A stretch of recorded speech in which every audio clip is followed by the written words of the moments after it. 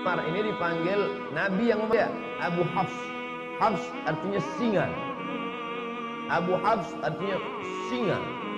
Kenapa? Karena garang. Dulu sebelum masuk Islam, dia pemenang bulat di pasar Ukaz. Di Makkah itu ada satu pasar namanya pasar Ukaz. Kalau di Pekanbaru ada namanya pasar Senapelan, pasar bawah. Di pasar Ukaz itu setiap tahun diadakan lomba gulat. Juara bertahannya Sayyidina Umar Ibn Khattab, menang setiap tahun. Umur dia ketika Nabi dapat wahyu, beda umur dia dengan Nabi 20, bedanya 13 tahun. Kalau Abu Bakar sama Nabi bedanya 2 tahun. Jadi ketika Nabi berumur 40 tahun dapat wahyu, maka Abu Bakar umurnya 38 tahun. Sedangkan Umar dengan Nabi jarak umurnya 13 tahun. Jadi ketika Nabi dapat wahyu umur 40 tahun, maka umur Umar waktu itu 27 tahun.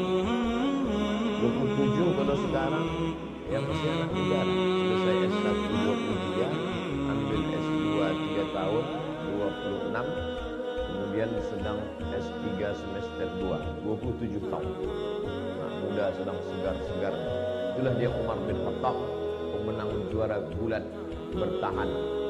Maka ini Umar bin Khattab, Nabi ingin betul supaya dia ini masuk Islam. Sampai Nabi berdoa, Allahumma a'izzal Islam bi Umaraini. Tolonglah Islam ini dengan dua Umar ya Allah. Ada 2 Umar di Makkah yang waktu itu hebat betul.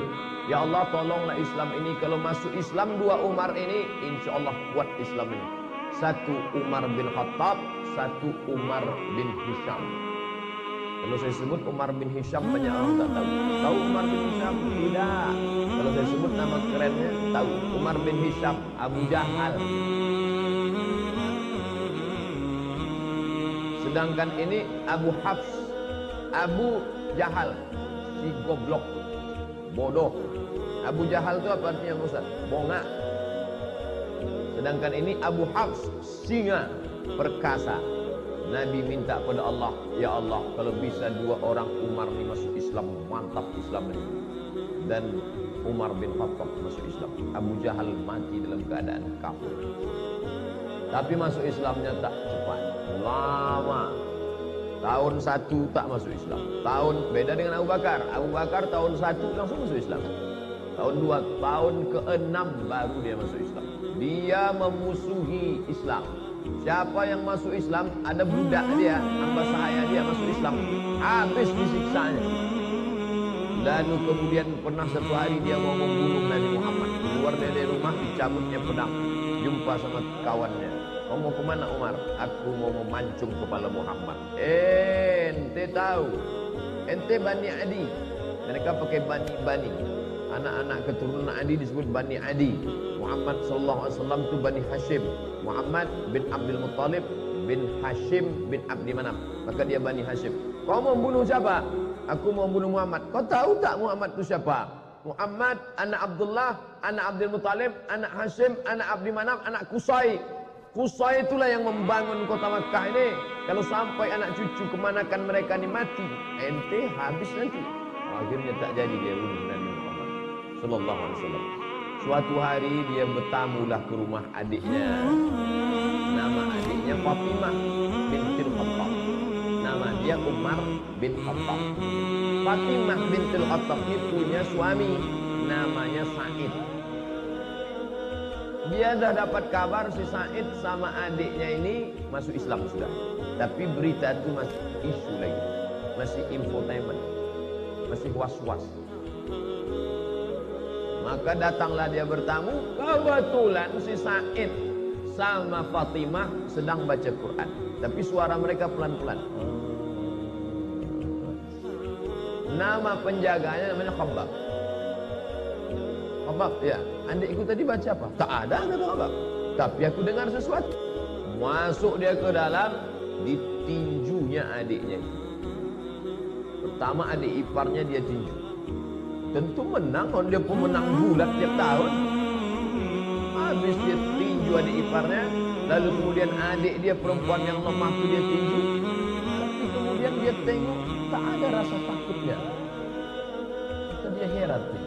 adikku perempuan, lemah.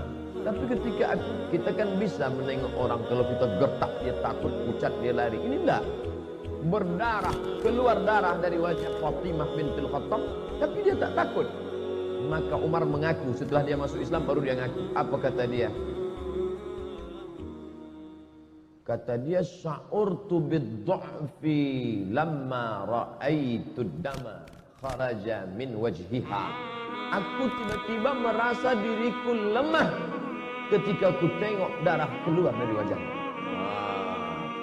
Jadi saudara-saudara kita yang nampaknya lesu, lemah, tapi dikuatkan oleh Allah, dikuatkan malaikat, maka orang-orang yang merasa diri hebat itu merasa lemah dalam dirinya. Ini terjadi pada Sayyidina Umar bin Khattab. Dia menang, juara gulat bertahan tiap tahun, badannya kekar, kokoh. Adiknya ini perempuan, lemah. Ketika dia tinju sampai berdarah, tapi tak ada rasa takutnya. Ternyata Umar yang kuat itu, dia rasa dalam dirinya, oh kok tiba-tiba aku merasa lemah. Lalu kemudian dia tarik kertas dari tangan adiknya. Apa yang sedang kau baca ini? Betullah ternyata kabar yang kudengar selama ini, kalian sudah suami istri masuk Islam ya. Ini rupanya kalian ikut Muhammad. Aku memusuhi orang, adik iparku dan adik kandungku sendiri sudah ikut Muhammad sallallahu alaihi wasallam. Ditariknya. Apa kata Fatimah? Fatimah adik dia, Fatimah bintul Khattab. Ya Umar ibn al-Khattab, innaka najassun bisyirkika. Dengan mulut berdarah dia katakan, hai Umar bin Khattab, engkau najis karena kau syirik. Bukan dia takut, ada kekuatan dalam dirinya. Umar yang sedang down, sedang rasa lemah, menengok adiknya tegar, malah kata-katanya, innaka najasun, kau najis karena kau syirik, maka kau tak layak, la yamassuhu illa tahirun.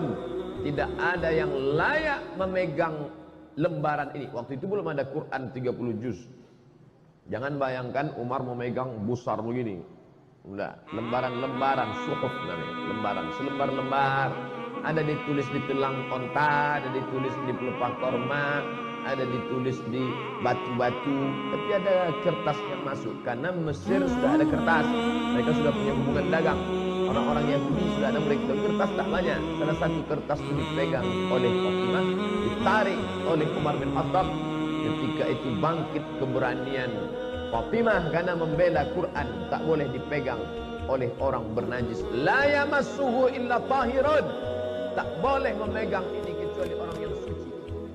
Tiba-tiba Umar yang perkasa itu meletakkan lembaran itu. Dia mandi. Dia rasa diri dia lemah, adiknya yang berdarah ini kuat.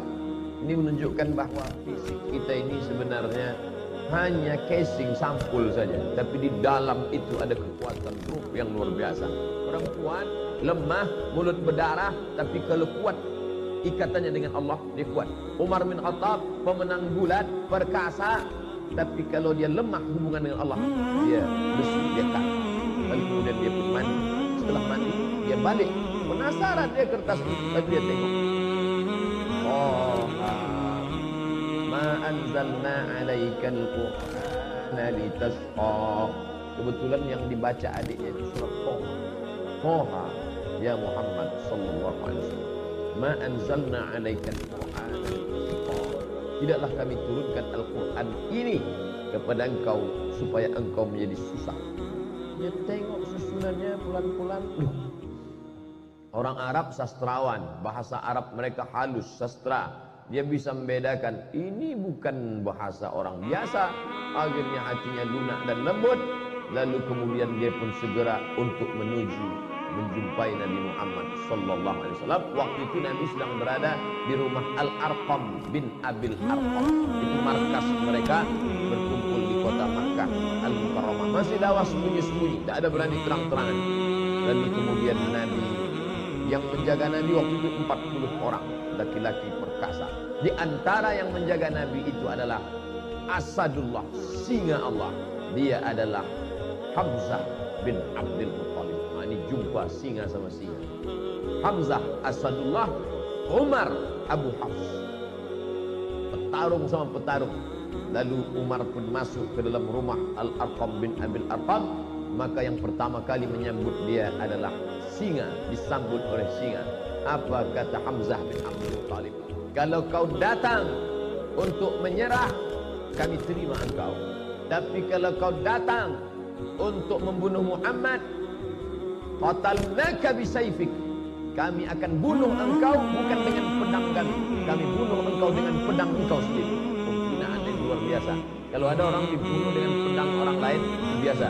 Tapi dibunuh dengan pedang kita sendiri, maka itu penghinaan luar biasa. Umar, kau datang ke rumah ini sebagai orang menyerah, ahlan wa sahlan. Tapi kalau kau datang untuk membunuh Muhammad, maka kami yang akan memancung kepala engkau dengan pedang yang kau bawa itu sendiri. Lalu kemudian Nabi mempersilakan dia masuk. Silakan dia masuk.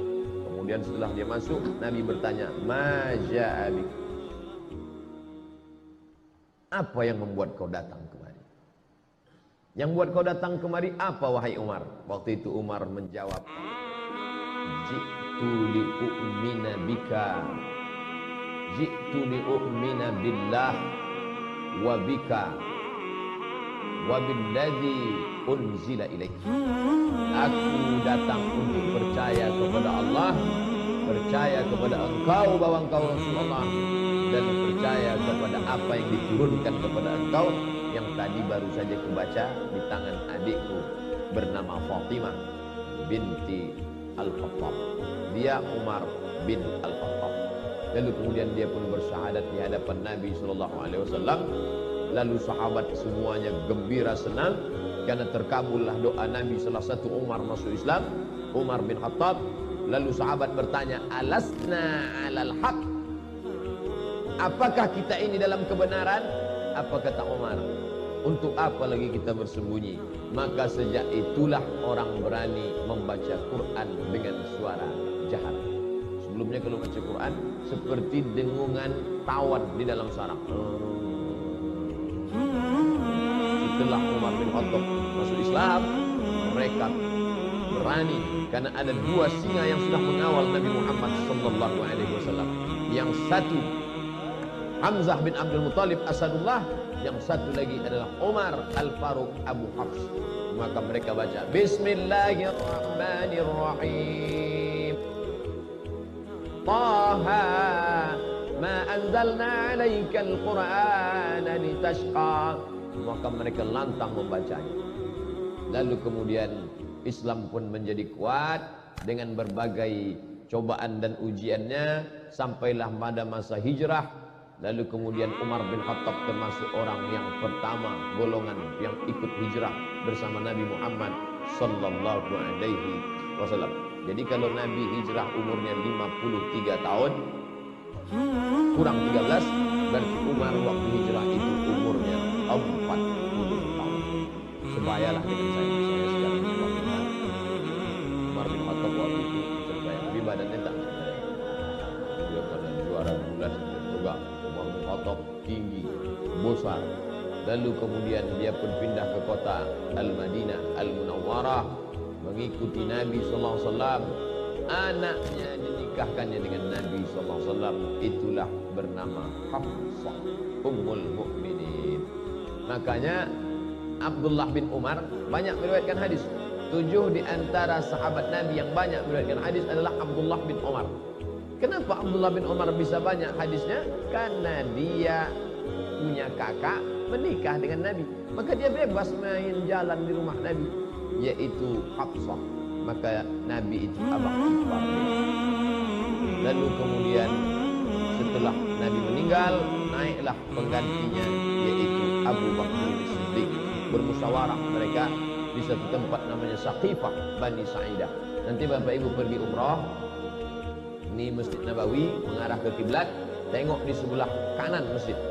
Setelah keluar dari pintu Babu Salam, terus saja setelah Museum Al-Quran, Museum Asmaul Husna, di sana itu ada taman, hotel keliling, tapi yang di situ tetap taman, memang tak boleh dibangun. Itulah dia Saqifah Bani Sa'idah. Di situ mereka bermusyawarah siapa yang akan mengganti kepemimpinan Madinah setelah Nabi Muhammad sallallahu alaihi wasallam meninggal. naik Abu Bakar Siddiq 2 tahun, meninggal Abu Bakar, dilantiklah Sayyidina Umar. Khalifah artinya pengganti. Meninggal Nabi, penggantinya bukan pengganti Nabi, karena Nabi la nabiyya ba'da. Tak ada Nabi sesudah Nabi Muhammad SAW. Maksud khalifah itu adalah pengganti kepemimpinan politik. Maka digantikan oleh Sayyidina Abu Bakar Siddiq.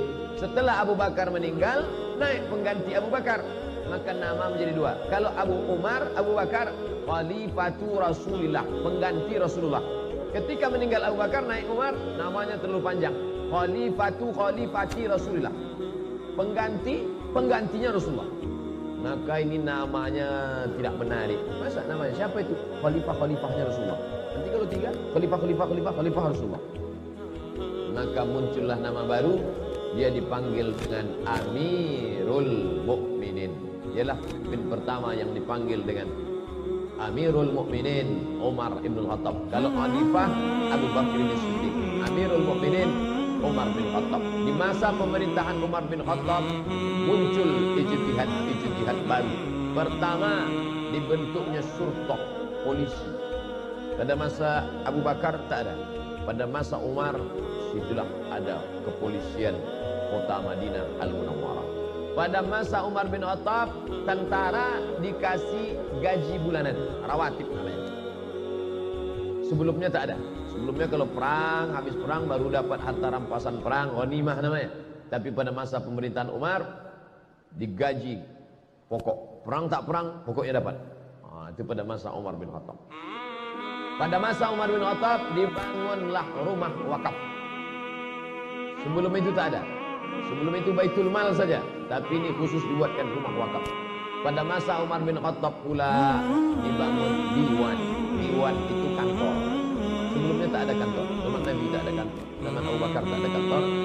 Setelah itu pada masa Umar bin Khattab ada kantor administrasi negara. Tertib administrasi, ada berkas-berkas, ada pegawainya, ada karyawannya, ada gaji tetapnya. Dan pada masa pemerintahan Umar bin Khattab, Islam tersebar. Makkah di tengah, di bawahnya Yaman, di atasnya negeri Syam, Suriah, Lebanon, Palestina, Yordania. Di kirinya Laut Merah, menyeberang Laut Merah Mesir. Mesir dibuka pada masa pemerintahan Umar bin Khattab. Umar mengutus seorang sahabat bernama Amr bin As. Amr bin As lah yang membebaskan Mesir. Jangan katakan eksploitasi, jangan katakan ekstradisi, jangan katakan ekspansi. Ini banyaknya anak-anak mahasiswa menulis ekspansi Umar bin Khattab ke Mesir. Ekspansi sama dengan penjajahan, perluasan kekuasaan. Tapi Islam selalu memakai istilah fathu, pembebasan.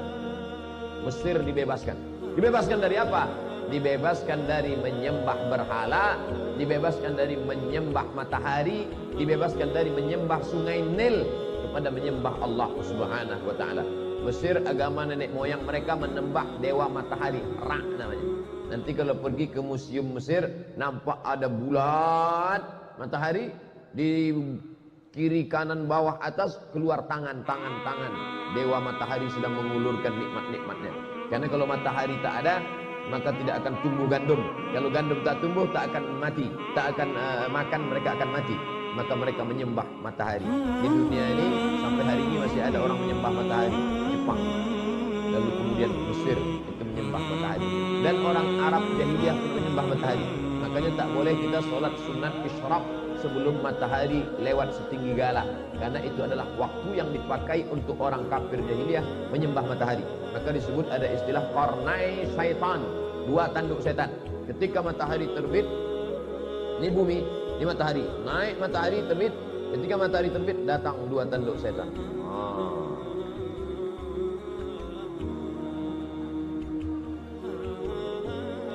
Alhamdulillah kita tak ada menyembah matahari lagi. Buya Hamka dulu pernah dipaksa untuk menyembah matahari.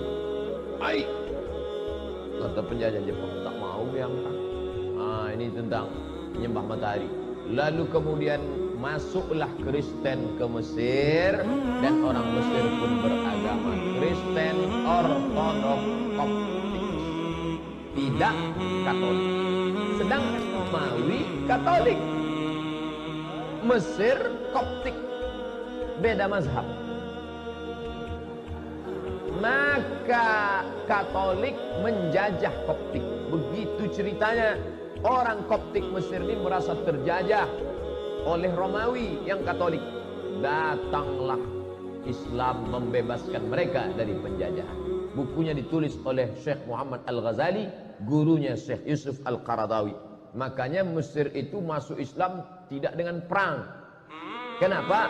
Karena mereka merasa dibebaskan oleh orang Islam. Ketika datang Inggris setelah zaman kemerdekaan, datang Inggris bertahan di Mesir. Kata mereka, kami Inggris di Mesir bukan mau menjajah Mesir, tapi karena ingin menjaga saudara-saudara kami yang Kristen Koptik ini. Naiklah Paus Mesir. Mesir punya Paus sendiri. Dia tak mau ikut Paus Benedictus Franciscus yang menggantikan Benedictus, menggantikan Paus Paulus. Begitu sanadnya kan. Yang sekarang ini Franciscus menggantikan Benedictus, menggantikan Paulus, supaya ke atas. Kami di sini bukan menjajah Mesir, kata orang Inggris. Kami di sini bukan menjajah Mesir. Kami mau menjaga keamanan saudara-saudara kami supaya jangan sampai dibunuh oleh orang Islam yang teroris-teroris ini, katanya. Maka naik Paus Koptik ke atas mimbar Al-Azhar. Naik dia ke atas, apa kata dia? Kalau keberadaan Inggris di sini untuk menjaga kami yang Kristen Koptik, biarlah kami mati di tangan saudara kami yang Islam ini, karena kami dulu pun dibebaskan oleh mereka. Pidato itu dicatat dengan tinta emas. Makanya Islam kalau dia kuat, dia besar, dia justru menjadi rahmat bagi semesta alam. Bayangkan berkelahi antara Koptik dengan Ortodok, Ortodok Koptik berkelahi dengan Katolik, justru yang menolongnya adalah umat Islam. Bukti bahwa Islam tidak menghabisi minoritas. Sampai hari ini gereja-gereja tetap tegak di Mesir. Gereja paling tua gereja Saint Catherine yang ada di bawah bukit Jabal Musa. Nabi Musa menerima wahyu naik ke atas, di bawah itu ada satu gereja, gereja Saint Catherine, Saint perempuan suci, Catherine. Dia ditekan oleh penjajahan, lari dia buatnya satu gereja, masih ada sampai sekarang. Saya waktu naik ke atas bukit Kursina, kami tengok, loh kok ada gereja di bawah? Ini gereja Saint Catherine. Seandainya Umar bin Khattab waktu itu mau, bisa diratakannya semua. Itu yang kafir-kafir itu matikan mereka semua. Nah, mana? Islam pernah berkuasa di India. Beratus tahun Islam berkuasa di India. Orang Hindu masih tetap ada. Kalau Islam itu ekstrim, tak ada lagi Sanjay Dutt, Shahrukh Khan, Amitabh Bachchan, udah habis itu semua udah. Islam berkuasa di Indonesia, bumi Melayu, kerajaan Siak Selendapura, Candi Muara Takus. Bukti dibagi orang-orang yang masih juga mengatakan kami takut kalau Islam dibangkit, nanti Islam akan membunuh kami. Islam, ente kemana aja selama ini? Tak ente tengok bagaimana Mesir tetap tegak berdiri. Maka mereka berbondong-bondong masuk Islam karena Islam datang membawa rahmatan lil alamin. Lalu kemudian Palestina yang waktu itu dipegang kuncinya oleh Kristen Ortodok dan Islam menguasai Palestina dengan damai. Dia tak mau menyerahkan kunci ini kepada tentara-tentara. Apa kata pimpinan agama Kristen Palestina? Kunci ini hanya mau aku serahkan kepada Umar bin Khattab. Dia penasaran mana Umar tuh, aku mau menengok Umar. Kalau mau kunci ini datang kemari. Umat Islam kalau mau merampas kunci itu bisa aja, tariknya udah. Tapi Umar bin Khattab bijaksana, biar aku yang datang, kata Umar. Datanglah Umar. Dibayangkan si pendeta ini akan datang pasukan berkuda dengan baju besi, dengan tombak. Tunggunya lah, berkedip-kedip mata dia. Mana lah Umar bin Khattab? Dari kejauhan ditengoknya onta satu ekor, ada dua orang. Yang mana Umar bin Khattab, kata dia? Dua orang ini ganti-gantian. Kadang budaknya di atas, kadang Umar di bawah. Kadang Umar di bawah, kadang budak di atas. Pas ketika mau dekat pintu Baitul Maqdis, giliran Umar di bawah, budaknya di atas. Tengoknya pakaian Umar biasa aja. Disangkanya Umar pakai baju kebesaran, pakai jubah sutra, pakai cincin emas, pakai naik kereta kencana, feodal. Umar tuh low profile. Tengoknya Umar. Yang mana Umar bin Khattab? Ini dia.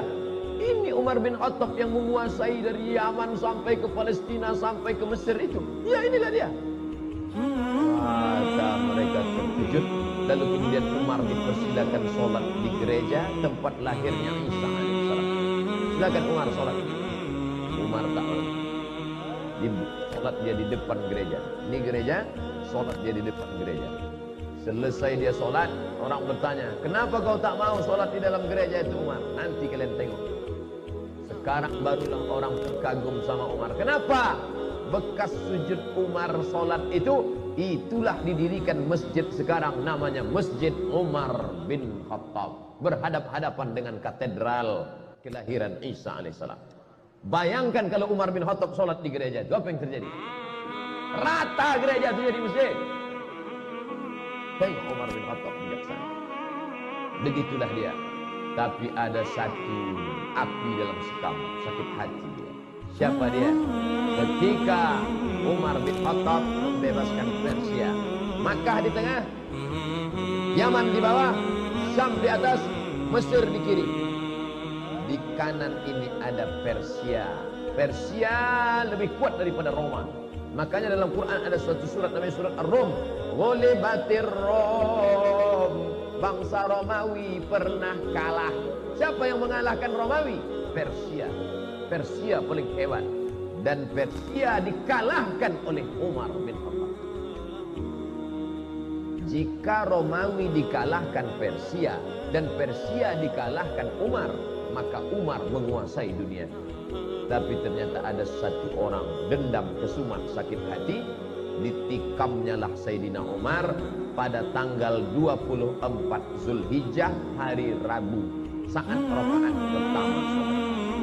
Tikamnya pada tanggal 24, 25, 26, 27. Setelah itu tanggal 30 meninggallah Sayyidina Umar bin Khattab pada tahun 23 Hijrah.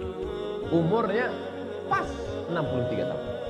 Nabi Muhammad meninggal 63, Abu Bakar meninggal 63, Umar bin Khattab meninggal 63. Saya sudah hitung-hitung, insya Allah meninggal tahun 2040. Waktu itu umur saya 63. Semantap. Kalau berlebih bonus. Kalau mati besok, alhamdulillah. Orang Islam tak pernah berduka cita. Allahumma ja'alil hayata ziyadatan lana fi kulli khair. Kalau aku hidup besok pagi, pahala aku bertambah, masuk ke UIN, mengajar, pahala bertambah. Kalau mati aku malam ini, alhamdulillah, besok dosa tak ada. Tak lagi mata ni menengok celana pendek. Nah, oleh sebab itu maka Umar bin Khattab pun ditikam, meninggal dunialah dia pada tahun 23 Hijrah. Lalu kemudian dia dimandikan oleh anak kandungnya Abdullah bin Umar bin Khattab. Maka kita ni kalau memandikan kita tu nanti anak kandung kita yang laki-laki. Saya alhamdulillah ada anak laki-laki saya, dialah nanti yang akan memandikan saya. Insyaallah. Maka Bapak Ibu sekalian, buatlah di Masjid Raya ini pelatihan memandikan jenazah. Yang ikut pelatihan itu anak-anak muda. Ini banyak dibuat pelatihan yang ikut orang tua-tua. Bapak kenapa ikut? Yang mau dimandikan ini bapak. Tak usah ikut. Anak-anak muda itu dilatih. Biar nanti waktu awak mati, dia mandikan kita. Kalau dia mandikan kita, takkan dia ambilnya gayung tinggi-tinggi. Di situ jenazah ayah sudah mau. Dan tu pelan-pelan dia, kan ini ayahku dulu. Tapi kalau orang lain memandikan kita, apalagi kita waktu dulu hidup sombong minta ampun. Dia ambilnya semprot dorsmir. Mana Mama Lemon gitu di sini. Siram kayak hidung. Makanya latihlah anak awak mandi jenazah. Ibu memandikan anak itu satu hari berapa kali? Mandi pagi, mandi siang, mandi malam, mandi, makan coklat, mandi, tumpah lontong, mandi, makan, mandi. Nah, habis itu ibu mandikan dia satu hari 5 kali. Setahun kali 5, 3 kali 5, 1.500 kali ibu mandikan dia. Dan ibu minta mandikan dia sekali saja. Nah, aku mau kau mandikan aku sekali saja. Mandi apa? Mandi jenazah. Umar bin Khattab bertuah. Yang memandikan dia siapa? Abdullah bin Umar bin Khattab. Yang jadi imam solat jenazahnya Suhaib. Ada orang Romawi, bukan orang Arab. Suhaib Ar-Rumi, orang Romawi yang dulu hijrah dari Makkah ke Madinah, semua hartanya diambil. Suhaib, dulu kau merantau ke Makkah di sebatang kara, tak ada apa-apa. Sekarang kau sudah kaya. Kalau kau mau ikut Muhammad, tinggal semua hartamu. Suhaib Ar-Rumi. Apa maknanya? Jangan kita pesankan nanti ambo kalau mati dan menyembayangkan ambo mesti orang payakumbuh. Aku kalau mati nanti maka yang menyembayangkan aku orang dari Mandailing Natal saja. Aden kok esok kalau mati makonan menyembayangkan ambo orang dari Yogyakarta. Ambo kok sebenarnya orang awak tapi datik lah mau di Jogja. Maka bantu ikolah bahasa ambo. Tidak lagi menengok suku. Jangan lagi ditengok dari mana dia. Suhaib Ar-Rumi bukan orang Arab. Sedangkan Umar bin Khattab orang Quraisy. Tinggi nasabnya. Menantu Nabi SAW, mertua Nabi SAW. Tapi yang memandikan dia siapa? Suhaib Ar-Rumi mu'allaf. Orang Roma yang masuk Islam. Maka lalu kemudian setelah itu bergantilah kepemimpinan Utsman bin Affan. Dimakamkanlah dia di makam yang paling mulia di samping Nabi Muhammad sallallahu alaihi wasallam. Jadi kalau ini kiblat, ini mimbar Nabi, ini mihrab Nabi, ini kiblat, di sini kamar Nabi. Kamar Nabi, rumah Nabi bersama Aisyah 22 meter lebih kurang. Pas di situ kata Nabi, nanti kalau aku mati kuburkan aku, jangan bawa jenazah ke mana-mana. Nahnu ma'asyurul anbiya, kami para nabi nudfanu min haitsu namutu, di mana kami mati maka disitulah kami dikuburkan. Makam pertama Nabi sallallahu alaihi wasallam. Setelah itu Umar bin Khattab, setelah itu Abu Bakar Siddiq, setelah itu Umar bin Khattab. 3 makam. Maka kita ucapkan salam, assalamu alayka ya Rasulullah, assalamu alayka ya Abu Bakar Siddiq, assalamu alayka ya Abu Bakar Siddiq, assalamu alayka ya Umar Al-Faruq radhiyallahu anhu. Kita lanjutkan setelah sholat Isya. Tapi kaji hadis nomor 1 Pak Ustaz, periwayatnya dulu. Habis periwayatnya baru kita masuk hadisnya. Ditikam oleh yang menikam itu namanya Fayrus. Fayrus namanya menikam. Tapi panggilan kerennya Abu Lu'lu'ah. Lu'lu'. Kalau kita buka kerang, di dalam kerang itu ada permata cantik berkilau, namanya lu'lu'. Yakhruju minhu al-lu'lu'u wal marjan. Nama anak ibu siapa? Bahasa kitanya apa itu?